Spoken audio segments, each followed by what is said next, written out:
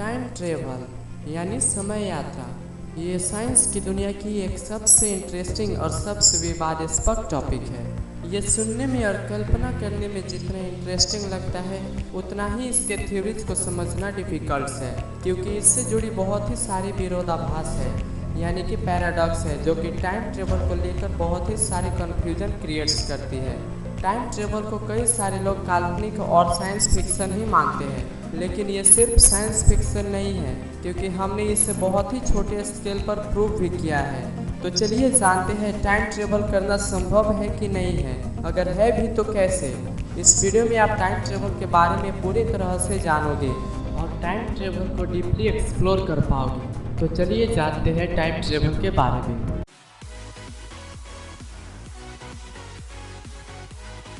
ये time travel topic सन 1895 से पहले सिर्फ साइंटिस्टों में ही पॉपुलर था, लेकिन जब सन 1895 में इसके ऊपर एक बुक लिखा गया जिसका नाम द टाइम मशीन था, तब जाके ये आम लोगों के बीच में भी फेमस हुआ।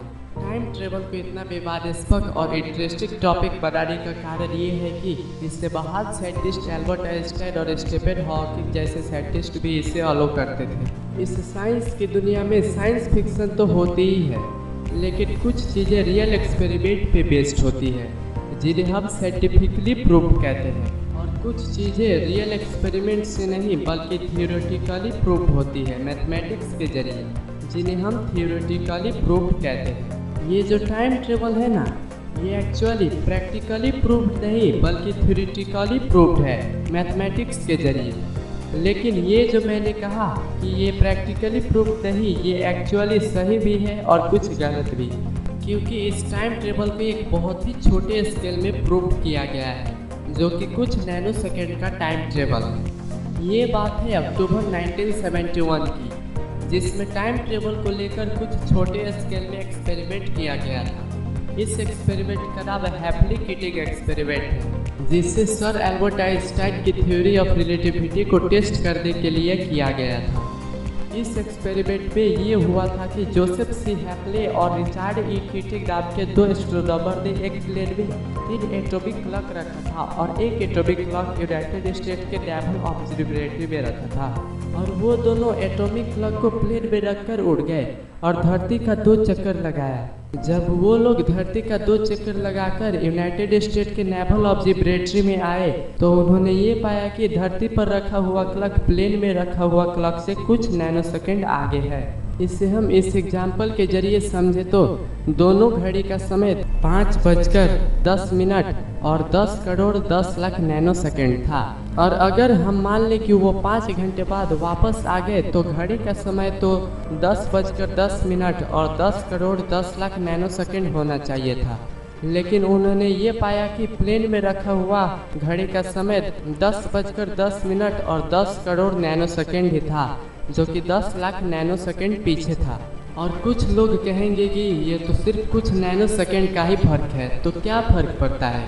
हो सकता है कि शायद घड़ी का समय खराब हो गया हो, लेकिन आपकी जानकारी के लिए मैं बता दूं कि इस एक्सपेरिमेंट को कोई जनरल क्लॉक से नहीं किया गया था, इसे एटॉमिक क्लॉक से मेजर किया गया था, और इस दुनिया में एटॉमिक क्लॉक से सटीक और कुछ भी नहीं। ये 1 सेकंड के करोड़वें हिस्से को भी रिकॉर्ड कर सकता है। लेकिन इस एक्सपेरिमेंट से आखिर प्रूव क्या हुआ? इस एक्सपेरिमेंट से ये प्रूव हुआ कि धरती पर रखी हुई क्लॉक प्लेन में रखी हुई क्लॉक से तेज थी। इसका मतलब क्या? क्या धरती पर रखी हुई क्लॉक तेज हो गई या प्लेन में रखी हुई क्लॉक स्लो हो गई? एक्चुअली प्लेन वाली क्लॉक स्लो हो गई। और इन टर्न इसका मतलब क्या है? इसका मतलब ये है कि कोई भी चीज़ जितना तेजी से चलेगी टाइम उतना ही स्लो होगा। ये इतिहास का एकमात्र एक्सपेरिमेंट है जो समय यात्रा को प्रूव करता है, और ये एक ऑफिशियल एक्सपेरिमेंट है, ना कि कोई रहस्यमय चीज़। लेकिन इससे ये सवाल उठता है कि आखिर हम कुछ नैनो सेकंड आगे जाकर भी क्या करेंगे? वैसे देखा जाए तो हम सभी टाइम ट्रेवल कर रहे हैं, यानी कि समय में यात्रा कर रहे हैं। हम सभी पास्ट से फ्यूचर की ओर समय में यात्रा कर रहे हैं, लेकिन इस समय यात्रा में अगर हमें 1 घंटा फ्यूचर में जाना हो तो हमें 1 घंटा का ही समय लगेगा। पर क्या कोई ऐसा तरीका है कि जिससे हम कुछ समय में ही ट्रेवल कर बहुत आगे फ्यूचर भी जा सके? यानी अगर हमें 1 या 2 साल फ्यूचर में जाना हो तो हम 1 या 2 मिनट में ही ट्रेवल कर क्या जा सकते हैं। तो इसके कई सारे थ्योरेटिकली प्रूव्ड तरीके हैं, जिसमें से एक तरीका है लाइट की स्पीड से ट्रेवल कर फ्यूचर में जाना। हम लाइट की स्पीड से ट्रेवल कर फ्यूचर में जा सकते हैं। इसीलिए अक्सर लोग कहते हैं कि लाइट की स्पीड से ट्रेवल कर हम फ्यूचर में जा सकते हैं। लेकिन कैसे? इसका आंसर मैंने आपको पहले ही बता दिया है कि अगर कोई भी चीज़ जितना स्पीड से चलेगा उसके लिए उतना ही टाइम स्लो होगा। लाइट की स्पीड जो कि 2,99,792 किलोमीटर पर सेकेंड है, यानी कि लगभग 3 लाख किलोमीटर पर सेकेंड है। इसलिए अगर हम इतनी स्पीड से ट्रेवल करें तो हमारे लिए टाइम स्लो हो जाता है और हम फ्यूचर में जा सकते हैं। तो चलिए जानते हैं कि कैसे स्पीड से ट्रेवल करने से टाइम स्लो हो जाता है। टाइम ट्रेवल को समझने के लिए ये समझना बहुत ही इम्पोर्टेंट है कि कैसे स्पीड से ट्रेवल करने से टाइम स्लो हो जाता है। अगर आप ये समझ गए तो आप टाइम ट्रेवल थ्योरी का बेस भी समझ पाओगे और यह भी समझ पाओगे कि टाइम ट्रेवल कैसे करते हैं। अगर मैं आपसे पूछूं कि स्पेस कहाँ है तो बहुत सारे लोग अंतरिक्ष की तरफ हाथ करते हैं, लेकिन स्पेस हर जगह है। स्पेस का मतलब खाली जगह जो कि सब जगह मौजूद है। लेकिन एल्बर्ट आइंस्टाइन की थ्योरी ने हमें बताया कि ये खाली जगह भी अपने आप में कुछ है, जिसे हम खाली जगह कहते हैं। वो दरअसल स्पेस का एक जाल है जिसमें हम रहते हैं। ये वैसा ही है जैसे एक मछली जाल में रहती है और हम इस 3 डायमेंशनल जाल में। ये दुनिया एक जाल जैसी है जिसे स्पेस और टाइम के धागों से मिलकर बनाया गया है। इसमें स्पेस के धागे तो रुकी हुई है, जबकि टाइम के धागे बहुत ही तेज रफ्तार से एक दिशा में आगे बढ़ रहे हैं। जैसे कि टाइम हमेशा ही तेज रफ्तार से एक दिशा में आगे बढ़ता जाता है। ये टाइम के धागे 3 लाख किलोमीटर प्रति सेकेंड से आगे बढ़ रहे हैं। तो अगर हम इस धागे की चलने की स्पीड कम कर दे तो टाइम की स्पीड अपने आप स्लो हो जाएगी। तो आखिर हम इसे कैसे कर सकते हैं? हम इन धागों को पकड़ तो नहीं सकते, पर हम इनके साथ रेस जरूर लगा सकते हैं। अगर हम इन धागों के साथ रेस लगाना शुरू कर दे तो इनकी स्पीड अपने आप ही स्लो हो जाएगी। आप जितनी स्पीड से इन धागों के साथ रेस लगाएंगे उतनी ही इन धागों की स्पीड स्लो होगी। अगर आपको नहीं पता कि एक रफ्तार से दूसरा रफ्तार कैसे स्लो होता है तो इस एग्जाम्पल को ध्यान से देखिए। मान लीजिए कि एक ट्रेन 100 की स्पीड से चल रही है और उस ट्रेन में आप और आपका एक दोस्त बैठा है। तो आपको कभी भी ये नहीं लगेगा कि आपका दोस्त 100 की स्पीड से ट्रेवल कर रहा है। आपको अपना और उसकी स्पीड 0 लगेगी। ऐसा इसलिए अगर आपको दूसरों की स्पीड जानना हो तो आपको अपनी स्पीड में से दूसरों की स्पीड को माइनस करना होगा। तो जबकि आपकी स्पीड 100 की है और आपका दोस्त का भी स्पीड 100 का है, तो 100 में से 100 माइनस करेंगे तो दोनों की स्पीड 0 की होगी। तो अब जरा सोचिए, अगर आपका दोस्त ट्रेन से बाहर है और आप ट्रेन में बैठे हैं तो आपकी स्पीड 100 की है और आपके दोस्त की स्पीड 0 की है, तो उसे आपका स्पीड 100 का ही लगेगा क्योंकि उसका खुद का स्पीड 0 का है। जबकि ट्रेन में बैठे दोस्त को आपका स्पीड 0 का लगेगा क्योंकि वो खुद भी 100 की स्पीड के साथ ट्रेवल कर रहा है। तो अब मान लीजिए कि आप ट्रेन से बाहर हैं और आप ट्रेन की तरफ 25 की स्पीड से दौड़ेंगे, तो आपको ट्रेन की स्पीड जानने के लिए ट्रेन की स्पीड में से अपना स्पीड घटाना होगा। ट्रेन की स्पीड जो कि 100 का है और आपका स्पीड जो कि 25 का है, जब आप 100 में से 25 को घटाएंगे तो आपको ट्रेन की स्पीड 75 की लगेगी। तो किसी भी चीज़ की स्पीड को स्लो करने के लिए आपको उस चीज़ को रोकने की ज़रूरत नहीं है। आप उससे रेस लगाइए और उसकी स्पीड अपने आप ही स्लो हो जाएगी। इसी तरह अगर आप टाइम की धागे से रेस लगाएंगे तो आपके लिए टाइम स्लो हो जाएगी। इसके लिए हमें लाइट की स्पीड से व लाइट की आधी स्पीड से भी चलने वाली ट्रेन या यान की ज़रूरत होगी, जिससे आप टाइम ट्रेवल कर सकेंगे और फ्यूचर में जा सकेंगे। अगर आप बहुत ही तेज़ स्पीड व लाइट की आधी स्पीड से भी किसी ट्रेन व यान में 3 साल के लिए सफ़र करेंगे तो 3 साल बाद आप जब धरती पर आएंगे तो आपके लिए तो 3 साल ही गुजरे होंगे, लेकिन धरती पर 65 साल गुजर चुके होंगे। इससे जुड़ी एक ट्विन पैराडॉक्स है, जिसमें होता ये है कि इसमें 2 जुड़वा भाई होते हैं।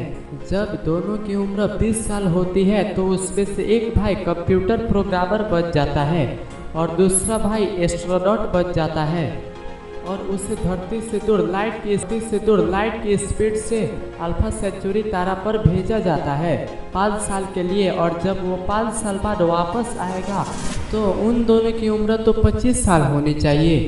पर जो भाई धरती पर था, यानी कि जो भाई कंप्यूटर प्रोग्रामर था, उसका उम्र 80 साल का हो चुका होगा।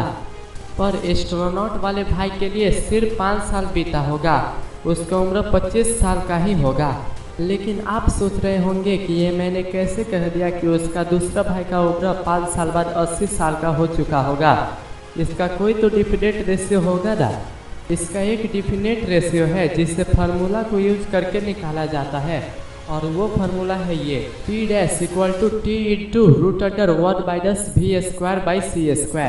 यहाँ पर T का मतलब टाइम होगा। इसका मतलब आप कितने समय के लिए टाइम ट्रेवल कर रहे हैं। V का मतलब स्पीड होगा, यानी कि आप कितनी स्पीड से ट्रेवल कर रहे हैं। और C का मतलब लाइट की स्पीड होगा, जो कि लगभग 3 लाख किलोमीटर पर सेकेंड है। तो चलिए इस फार्मूला को एक एग्जाम्पल की मदद से समझते हैं। मान लीजिए आपकी यान या ट्रेन की स्पीड 2 लाख किलोमीटर पर सेकेंड है और आप 10 साल के लिए ट्रेवल कर रहे हैं। जहाँ पर C है वहाँ पर हम लाइट की स्पीड को रखेंगे और जब हम इसे सॉल्व करेंगे तो इसका आंसर 7.4 ईयर्स होगा, यानी कि 7 साल 4 महीना। इसका मतलब ये है कि जब 10 साल के बाद आपकी ट्रेन रुकेगी तो आप देखेंगे कि बाकी दुनिया के लिए तो 10 साल बीत चुके होंगे, लेकिन आपके लिए सिर्फ 7.4 साल बीते होंगे। तो ऐसे ही लाइट की स्पीड से ट्रेवल करने से या तेज रफ्तार से ट्रेवल करने से हमारे लिए समय रुक जाता है बाकी दुनिया के मुकाबले। तो इस तरह आप time travel to the future कर सकते हैं, लेकिन ये प्रैक्टिकली पॉसिबल नहीं है, क्योंकि इतनी स्पीड से चलने वाली ट्रेन हम बना नहीं सकते। और मान लीजिए कि हमने लाइट की स्पीड से चलने वाली ट्रेन बना भी लिया तो उसे उतना ज़्यादा इलेक्ट्रिक पावर नहीं दे सकेंगे, इसीलिए ये प्रैक्टिकली पॉसिबल नहीं है। हमने time travel to the future के बारे में तो बहुत ही कुछ जान लिया, अब time travel to the past के बारे में भी कुछ जान लेते हैं। Time travel to the past, ये तो time travel to the future से भी ज़्यादा मुश्किल है। और सर एल्बर्ट आइंस्टाइन भी कहते थे कि फ्यूचर में ट्रेवल करना जितना आसान है उससे ज़्यादा मुश्किल पास्ट में ट्रेवल करना है, क्योंकि इसे सबसे ज़्यादा मुश्किल बनाने वाला एक पैराडॉक्स है जिसे ग्रैंडफादर पैराडॉक्स कहते हैं। इसमें ये होता है कि मान लीजिए अगर एक बच्चा अपने पास्ट में जाकर अपने दादाजी को मार देता है, तो ये सवाल पैदा होता है कि अगर उसने अपने दादाजी को मार दिया तो उसके पापा कहाँ से आए। अगर उसके पापा का जन्म ही नहीं हुआ था तो वो बच्चा कहाँ से आया। तो ऐसे ही कन्फ्यूजन के चलते time travel to the past को time travel to the future से भी ज़्यादा मुश्किल माना जाता है। Time travel to the past के लिए भी एक थ्योरी है जो कि कहती है कि time travel to the past संभव है। इस थ्योरी के अनुसार हम वर्म होल के जरिए टाइम ट्रेवल कर सकते हैं, लेकिन आज तक इसे किसी ने नहीं देखा और इसे बुक में थ्योरेटिकली प्रूव किया गया है मैथमेटिक्स के जरिए। तो ये था टाइम ट्रेवल का एक्सप्लेनेशन। मान लीजिए अगर ऐसी कोई मशीन बन गई तो क्या आप अपने पास्ट में जाकर अपनी गलतियाँ सुधारना चाहोगे या फ्यूचर में जाना चाहोगे? कमेंट में ज़रूर बताना। तो उम्मीद करता हूँ कि आपको इस वीडियो में बहुत ही कुछ नया सीखने को मिला होगा और टाइम ट्रेवल को और डीपली समझने को मिला होगा। अगर आप इस चैनल पे नए हैं तो इस चैनल को सब्सक्राइब कर दीजिए और साथ में बेल आइकन को दबा दीजिए ताकि मेरा लेटेस्ट वीडियो का नोटिफिकेशन आपको सबसे पहले मिल सके। अगर आपको ये वीडियो पसंद आया हो तो इसे लाइक, कमेंट और शेयर जरूर करें। वीडियो को पूरा देखने के लिए आपका बहुत बहुत शुक्रिया।